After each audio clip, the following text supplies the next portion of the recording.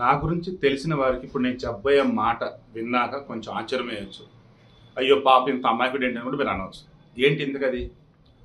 జగన్మోహన్ రెడ్డిని 2019లో గెలిచి ప్రమాణ స్వీకారం చేసిన నాటి నుంచి నేను అబ్జర్వ్ చేస్తున్నా. గణేష్ గోల్డ్ తాకట్టులో ఉన్న బంగారాన్ని విడిపించి కొనబడును. సంప్రదించండి 9966511144. ఈ రోజు కూడా నాకు జగన్మోహన్ రెడ్డిని చూస్తుంటే జాలేస్తుంది, పాపం అనిపిస్తుంది. కారణం, వాంటెడ్గా ఆయనకి ఇచ్చే స్క్రిప్ట్లో భయంకరమైన బూతులు, ఈవెన్ ఆయన పేరు మీద ఉండే సోషల్ మీడియా హ్యాండిల్స్లో పెట్టే పోస్టుల తాలూకు క్రాస్ చెక్ చేస్తే అడ్డంగా ఈయన బుక్ అవడం. నిన్న కూడా ఈ set engineering common entrance test అని చెప్పేసి పాలిటెక్నిక్ డిప్లొమా అయిన తర్వాత వాళ్ళు టెస్ట్ రాస్తారు. వీళ్ళు డైరెక్ట్గా ఇంజనీరింగ్ సెకండ్ ఇయర్లోకి ఎంటర్ అయిపోవచ్చు. ఓకే, ఎంసెట్ రాసిన వాళ్ళు వీళ్ళు వచ్చేటప్పటికి ఏంటి, ఫస్ట్ ఇయర్ నుంచి వాళ్ళు ఎంపీసీ ఇంటర్బేస్ మీద వస్తారు. వీళ్ళేంటి డిప్లొమా అయిపోయిన తర్వాత పాలిటెక్నిక్, ఆ తర్వాత ఈ సెట్ రాసేసి దెన్ ఇంజనీరింగ్ డైరెక్ట్గా సెకండ్ ఇయర్లోకి ఎంటర్ అవుతారు. ఆల్రెడీ ఇంజనీరింగ్ ఫస్ట్ ఇయర్ అన్నప్పుడు కౌన్సిలింగ్లో ఇవన్నీ అన్నీ అయ్యేసరికి జూలై, ఆగస్ట్, సెప్టెంబర్ కూడా అవుతాయి ఒక్కసారి. బట్ సెకండ్ ఇయర్ అలా కాదు, క్లాసులు వచ్చేసి అట్ ఎనీ కాస్ట్ వీళ్ళకి జూలైలోనే స్టార్ట్ అయిపోతుంది.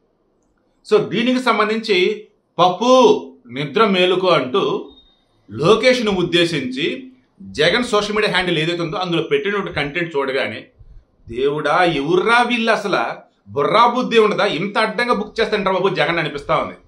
కనీసం జగన్ ఫోన్ అన్న చూసుకుంటూ, ఫోన్ లేదనుకుంటా కదా, ఫోన్ నెంబర్ అది కూడా లేదనుకుంటా కదా, కోట్లు డబ్బు ఉండి ఫోన్ కూడా లేనటువంటి వ్యక్తి.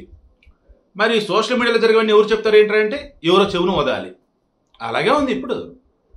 సో విషయం ఏంటి, ఆయన అధికారంలో ఉండంగా 2019 పక్కన పెడదాం, 2020 కరోనా పక్కన పెడదాం, 2021 కూడా పక్కన పెడదాం. ఎందుకంటే 2020-21 కరోనా డేస్ కాబట్టి ఈజీగా నవంబరు, అక్టోబర్ దాకా వెళ్ళిపోయింది కౌన్సిలింగ్ డేట్స్. కమింగ్ టు 2022, ఇది వచ్చే సెప్టెంబర్. 2023 జూలై ఎండింగ్, 2024 కూటమి గవర్నమెంట్ జూలైలో థర్డ్ వీక్లోనే పెట్టారు. ఇది 2025 ఆల్రెడీ కౌన్సిలింగ్ డేట్లు ఇచ్చారు. రేపు జూలై సెకండ్ వీక్, థర్డ్ వీక్లో కూడా ఫస్ట్ క్లాస్ కౌన్సిలింగ్ కంప్లీట్ చేస్తానన్నారు. ఇక ఇప్పుడు లోకేష్ వచ్చాడు, సైకో ఫేక్ జగన్ అంటూ ఆయన. ఇతను ఇంకా అధికారంలో ఉన్న భ్రమలలో ఉంటూ అధికారంలో ఉన్నటువంటి వారిని, వీళ్ళు అధికారంలో లేరు, జగన్మోహన్ రెడ్డి అధికారంలో వీళ్ళు ఉన్నప్పుడు అధికారంలో లేనటువంటి లోకేష్ని పప్పు అంటూ అదంటే నానా రకాలుగా ఇది చేసి పెట్టారు. వాళ్ళు భరించారు. ఇప్పుడు అధికారంలోకి వచ్చారు. అధికారంలోకి వచ్చిన తర్వాత పవర్స్ మొత్తాల దగ్గర ఉంటాయి. దెన్ ఆచితూచి అడుగు వేస్తూ పక్క ఆధారాలు దొరికాక రెడ్ బుక్లో ఉన్నటువంటి వారందరూ కూడా లోపలేస్తున్నారు, పక్క ఎవిడెన్స్లు చూపి. మరి ఇటువంటి మూమెంట్లో మరలా ఇప్పుడు జగన్ పేరుతో, జగన్ పేరుదే కదా జగనే ఇంకా ఓకే, ఆ సోషల్ మీడియా హ్యాండిల్స్లో పప్పు నిద్ర మేలుక అంటూ ఒక మంత్రిని ఆ సంబోధించిన విధానం చూసి నాకు అనిపించింది, ఎవరో కానీ అడ్డంగా జగన్ బలి చేస్తున్నారా బాబు అని. అధికారంలో ఉన్నప్పుడు ఇక వాళ్ళెట్ట సైలెంట్గా ఉంటారు, అధికారంలో లేనప్పుడే సైకో జగన్ అంటూ నాన్న ఇది చేసి పెట్టారు. ఇప్పుడు వచ్చేసి సైకో ఫేక్ జగన్ అని చెప్పేసి, బాబు నీ ఏడుపులో మాకు దీవెనలు స్వామి.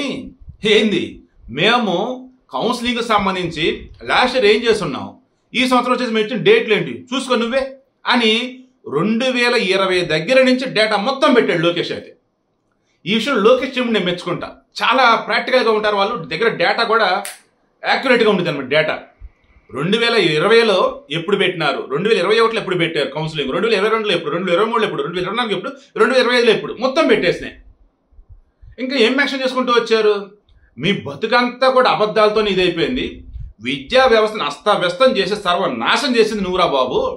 ఇప్పుడు అంతా గాడిని పెడుతూ ఉంటే, సవ్యంగా మేము ముందుకు తీసుకెళ్తూ ఉంటే నువ్వు ఇప్పుడు వచ్చేసి మేమేదో తప్పు చేస్తున్నట్టు నువ్వు బిల్డప్ చేయడం అంటే ఏంది ఇది, నువ్వు నీ సైకో చేష్టలు అంటూ గట్టిగా వేసుకున్నాడు లోకేష్. నేను మళ్ళీ చెప్తున్నా, 2024లో కూటమి ప్రభుత్వం ప్రమాణ స్వీకారోత్సవాలు అయిన దగ్గర నుంచి అడుగడుగునా కూడా ఆరోగ్యశ్రీ బిల్లులు బకాయిలు, ఫీజు రీయింబర్స్మెంట్ బకాయిలు, రోడ్లు వీళ్ళు చెప్పుకుంటూ పోతే ఏవైతే వీళ్ళు వేలెట్టి ఏం దెబ్బెట్టున్నాయి అంటే, అరే సామే మేము అధికారంలోకి వచ్చింది ఇప్పుడు రా బాబు, నిన్నటి వరకు అంతా అధికారంలో మీరు రా బాబు, ఈ దరిద్రానికి కారణం మీరు రా బాబు అని చెప్తే ముఖం ఎక్కడ పెట్టుకోవాలి తెలియలేదు వీళ్ళకి.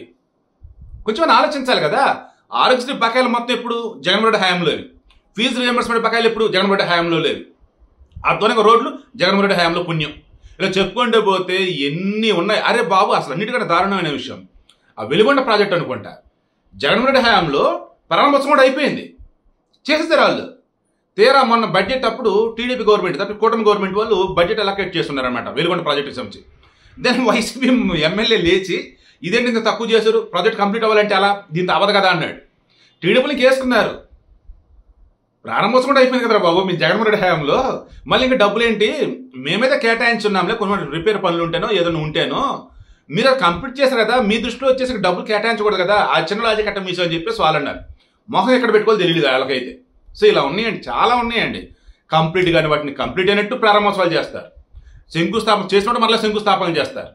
అనకూడదు కానీ చివరికి ఇచ్చినటువంటి హామీలు మొత్తం తొంగలో తొక్కి దరిద్రంగా ఓడిపోయిన తర్వాత కూడా ఇంకా రియాలిటీలో బతకకుండా ఇంకా రియల్ లైఫ్లో బతుకుతూ ఎవడెవడో పోస్టులు పెడితే అవి నావే అన్నట్టు ఫీల్ అయిపోతూ కనీసం క్రాస్ చెక్ చేయకుండా ఈయన ఉన్న విధానం చూస్తే నాకు అనిపిస్తుంది కదా. అదే చెప్పే స్టార్టింగ్ పాపం జగన్ అనిపిస్తూ ఉంది. ఇప్పుడు వచ్చేసి ఇంకేమనాలో కింద కామెంట్లో మీరే తెలియచండి. మళ్ళీ చెప్తున్నా, లేపి లేపి తన్నించుకోవడం, నిద్రపోయేవాడిని లేపి మరి అడిగి మరి తిట్టించుకోవడం, ఇది ఖచ్చితంగా దీనికి వచ్చేసి ఏదన్నా ఇవ్వాలి అంటే పేటెంట్ రైట్ ఇవ్వాలంటే వైసీపీకే ఇవ్వచ్చు.